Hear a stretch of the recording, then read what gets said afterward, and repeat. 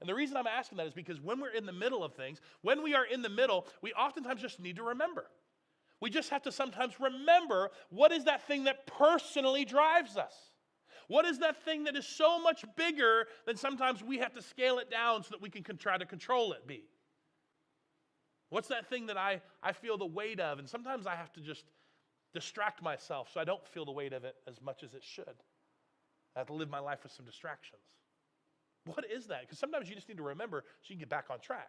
Right? Sometimes you need to remember so you can show up in a January like now and be like, well, here's my resolutions for the year. I'm going to read this many books. I'm going to lose 10 pounds, I'm going to stop drinking and cussing and smoking and all the things that we say we're not going to do anymore. Liars, right? Okay?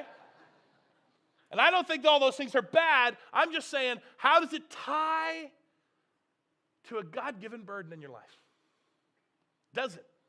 Is it? What is it? As a church, this is where I was even thinking through as a church.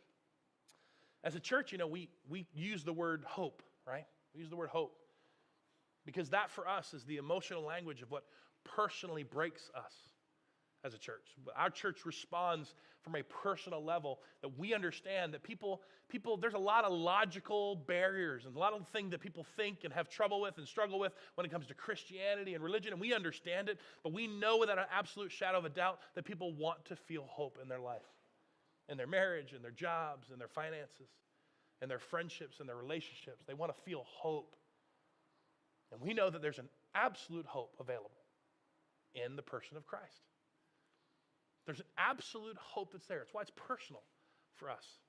It's why it's God-sized for us, right? There's 89,000 unchurched people in an 8-mile radius of this address.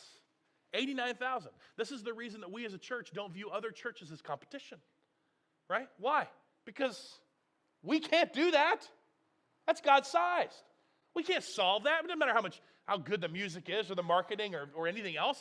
We can't solve that. We have to partner with other churches in this area to even see a fraction of a tipping point come so that we can continue to see God do a revival and a work in this city, in this community. That's our desire. That's our God-sized understanding that there's so much more than what we can do. Therefore, we have no choice but to pray for other churches and link arm with other churches to help our community in any way that we can.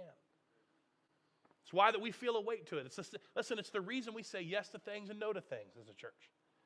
We say yes to things and no to things and filter programs and other things that we do based on the fact that we want to continue to focus on what does it look like to point people to absolute hope, to humbly point others to absolute hope. What does that look like for us, and how can we do that better this year than we did last year?